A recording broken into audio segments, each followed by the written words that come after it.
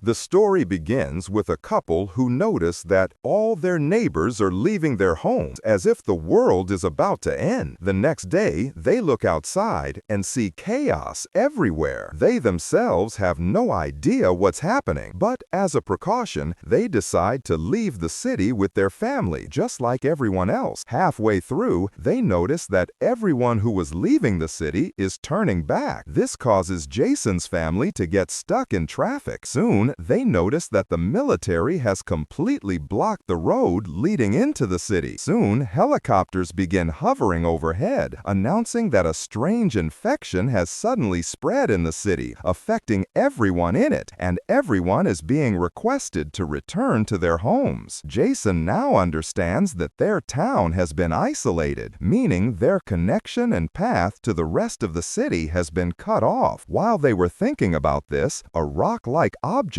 falls from the sky, creating a cloud of smoke. A short while later, fighter jets begin fly overhead. Jason and his family watch as these jets blast their way into the city, destroying the entire city. Jason's wife, Death, understands that the military wants to destroy the townspeople, not save them. If they had obeyed the guards and returned home, they would have been killed. After completely destroying the town, the jets move towards the streets. Seeing them, Beth takes her family and runs for their lives towards the hills, where she spots a school. Thanks to Beth's presence of mind and their escape, they escape the jets before they can even notice them. They quickly break open a door and hide inside. The door was heavy enough that they managed to close it, but they were still confused about what kind of virus had spread through the city, infecting everyone. Jason then tells them not to worry. Be thankful we have shelter for now. Jason and Beth begin to examine the entire bunker. There was plenty of food inside, but it was all expired. They could eat it out of necessity, and with this food, they could easily survive in the bunker for at least 3 months. Beth listened lostly as Jason explained this to Beth, deeply distressed. She had cut her hand while closing the door, and she was now worried she might be infected too. Jason consoles her and says, "Nothing happened to you," after which they set about finding candles and lighting the area. Life in this bunker was vastly different from life outside. A week, 2 weeks, even several weeks would pass, and these people would remain confined inside. To pass the time, they would play games and eat expired food. Jason and Beth were adults, and they could understand, but their daughter was becoming increasingly distressed. She asked Jason, "Dad, how much longer do we have to stay here?" But Jason had no answer. He would brush her off with a question. There was also a reflective mirror inside this temple, which his daughter would often use to look outside. But in all these days, she hadn't seen a single human or animal in sight. Even the leaves on the trees had burned. One day, she became so scared that she asked her parents, "Mom, Dad, are we the only ones left alive?" At this point, Jason calms her down, closes her eyes with 2 fingers, and tells her to relax. "Like us, your friends must be hiding somewhere." Their daughter gets hungry, and when she goes to get food, she finds a hole in the back of their can, and the food is missing. These cans appear to be all empty. They find 12 empty cans, and they realize that rats had entered their bunker from somewhere and eaten their food for 12 days. Jason tells Beth and his daughter to calm down and say, "There's nothing to worry about. If the food runs out, I'll go out of the bunker and get more." While they were eating, they heard the same sound from behind. They saw the rat talking so loudly that Jason grabbed a knife and stood up to kill it. But this rat was running much faster than normal rats. Jason couldn't catch it. Now the path they were taking, they were on their way. Beth, noticing the path as it was passing by, stands in front of it and finally catches the rat. Before they can celebrate, they smell kerosene from behind and realize that the rat had knocked over their lamp while passing by. Before they can do anything, the lamp explodes, igniting a fire. It seemed as if they would lose their last refuge. The fire was raging rapidly. Jason quickly tries to extinguish it by pouring water from the tap, but the flames continue to rage. Beth throws a cloth on the fire, and after a long struggle, they manage to extinguish the flame. But then they notice that their daughter is nowhere to be found. They are frightened again, and then they realized that she had hidden under a bag in fear. Just as they were overcoming this tension, Jason noticed another problem. The smoke from the fire was escaping through the duct, which could reveal their location to anyone. He becomes extremely frightened. He tries to prevent the smoke from escaping through the duct, but his efforts prove futile. They spend the entire night in fear, but no one notices them. Everything was over, but in the morning, they woke up and saw that the burnt ashes had fallen outside their bunker, posing a risk of someone seeing them. So, Jason and Beth decide to go outside to clean up the drug. Their daughter was supposed to stay inside and wait for them. The entire day passes. Jason and Beth do not return. Their daughter becomes even more worried. Several times during the day, she had seen her mom and dad working nearby through the reflective mirror. Now, when she looked out through the reflective mirror, her dad was working, and a shadow was moving towards them from the forest behind. She screamed for help and to tell her father about the monster, but her father couldn't hear her, and she was forced to leave the bunker, worried about her mom and dad. Upon emerging, she couldn't see either of them. She was terrified that the monster had caught them. She was frantically searching for them, screaming for them, when suddenly 2 hands grabbed her from behind. It was her mother, who was holding a hand over her mouth, and her dad was also nearby. They had also sensed the monster, which is why they were hiding. As soon as the monster passed the bunker door in search of them, they wasted no time and returned inside. Jason tried to secure the door with a chain, but fear eluded them, as heavy footsteps still echoed from the top of the bunker. Beth's daughter begins to cry in fear, and Beth reassures her, "Look, nothing will happen. As long as we're inside, we're safe." Jason Ba, now seeing his daughter in a state of panic, approaches her and, in his usual manner, closes her eyes with 2 fingers, explaining, "Look, our voices can attract them. Understand that if we make any sound, we'll die. So relax and be quiet." Suddenly, the sound of those footsteps grows louder again, and they stop near the bunker door, passing over the ventilation duct. They're now terrified. Sweat glistens on Jason's forehead. Suddenly, the door to their bunker starts rattling loudly. The chains below start snapping, indicating that the monsters have discovered their shelter and will attack them at any moment. Before even the last chain breaks, they open. Beth, hanging from a chain, desperately tries to close the bunker with her weight, but the monster's strength was too much for her. Despite Beth's hanging, they open the bunker door and see 2 green glowing eyes from outside. They can see nothing more. Fear grips them, and before the monsters can enter their bunker, Jason quickly breaks a pipe, bends it, and locks it in the bunker gate holder. Once the bunker is closed, they breathe a sigh of relief. They notice that the steps have moved away from their bunker. Still, Jason's hands are trembling with fear. They understand that the outside world isn't just a threat from the military who will kill them. The outside world is now filled with monsters as well, but surviving here might be even more difficult than before. It's gone. They were also afraid that once the monsters saw their bunker, they would come back again. Furthermore, rats had started to creep into their bunker, causing them to run out of food. Just as they were thinking about this, they heard the sound of footsteps again. Before they could approach the bunker door, several monsters suddenly opened the door with all their might and threw it aside. In horror, they stared at a multitude of glowing green eyes, all of them monster. To keep the monsters away, Jason couldn't close the door, but he used his own strength to set it on fire to keep them from entering. However, he noticed the monsters were coming down as the fire was receding. Jason's daughter noticed a hidden exit inside a ventilation duct. Jason, risking his life, frees his daughter and then Beth by opening the trap. However, when he tries to escape, he gets trapped in the duct. The duct was too narrow for him. The monsters were only a few steps away, and Jason's arm was broken. Beth tried with all her strength to pull Jason out, but suddenly, monsters appeared from below, grabbed him by the leg, and pulled him down. Beth and her daughter watched, and Jason screamed at Beth to save her daughter and get her out of there. Beth and her daughter began running, only to find that all the paths ahead were blocked. Suddenly, the sound of helicopters was heard overhead. A light was shone on them, and a trap was suddenly thrown over them, trapping them. Soldiers came closer and examined them. It turned out these weren't monsters, but human. Despite this, the soldiers neither released nor rescued them, but instead examined the blood from their necks, which was now black. This meant that both of them were infected with the same virus that had spread through the city. This revealed that the virus was actually airborne. Because of this, no one in the city was immune. There was no other medicine to eliminate or prevent the virus. This prevented humans from spreading it further. Therefore, the military was simply ordered to kill any infected person they saw on the spot. The soldiers decided to kill them both. Death screamed in anger, and we saw his transformed monster-like form for the first time. The veins in his entire mouth were gone, and his eyes were terrifying. Before anything else could happen, Beth saw blood gushing from the neck of the soldier standing in front of her. It turns out that the person attacking her from behind was a body that had been evading the monsters at the time, but had now become one himself. Upon seeing him, all the other soldiers opened fire on him, ultimately killing him. But his sacrifice wasn't in vain. Meanwhile, Beth had escaped from the scene, saving her daughter. We then see them both hiding in the darkness. Beth had completely transformed into a monster, and her daughter began to cry. A soldier searching for them now confronts them, and Beth's daughter becomes enraged. The enraged spirit unleashes the monster within her. The veins in her face turn black, and she too transforms into a terrifying monster, only to be washed away after killing the soldier. Beth struggles to control her daughter and calms her down. We see that as their anger subsides, they return to normal. In fact, these people were infected from day one, but because they stayed in the bunker for so long and never got angry at anyone, we never got to see their monster side. It's shown that the soldier Beth's daughter attacked was also turning into a monster. Ignoring him, Beth and her daughter returned to Jason, who, despite being shot multiple times, was still wounded and about to die. He closes his daughter's eyes one last time in his special way and then dies. Just as they hadn't had enough of seeing them, they heard another helicopter. The helicopters were searching for people here using their light. Beth takes her daughter and starts running away to save them, and they finally find them in this very city. They find an underground bunker. They go inside and find a friend of Beth. He leads them to a bunker where there were many other survivors like them. All of them were forced to hide in these bunkers to save their lives. They all knew they had become monsters, but none of them wanted to die before their time.